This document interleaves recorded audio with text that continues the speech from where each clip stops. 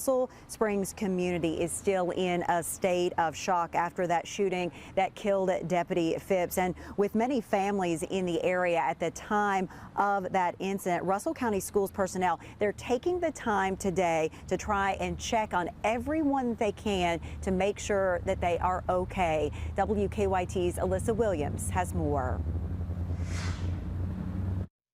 Several Russell Springs community members are mourning the loss of Russell County Sheriff's Office Deputy Josh Phipps. Such a great guy, just a hero of a guy.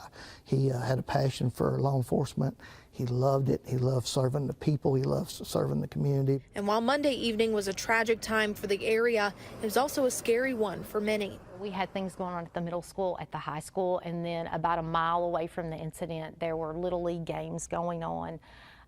So we had kids of all ages, parents, staff, coaches. There were just a lot of people that just got scared when they heard what was going on. This led Russell County Schools leaders to cancel classes on Tuesday, but staff still wanted to check in to make sure everyone impacted by this incident was okay. We are in a rural community, and so what do you do in tragedy? You bring food.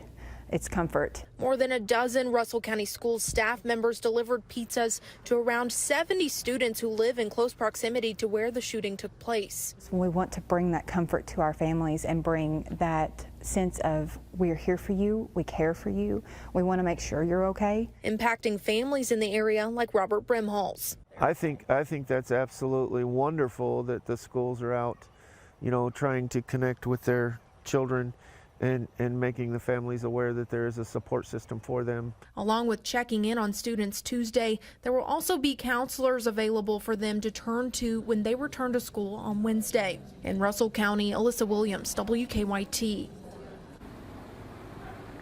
And Russell County will be back in school tomorrow, and the school superintendent, Michael Ford, says if there are any families out there with students who need additional support as these students transition back into classes, he asked them to contact the Board of Education, and they will certainly do the best they can to get the help that they need and then love on them a little extra.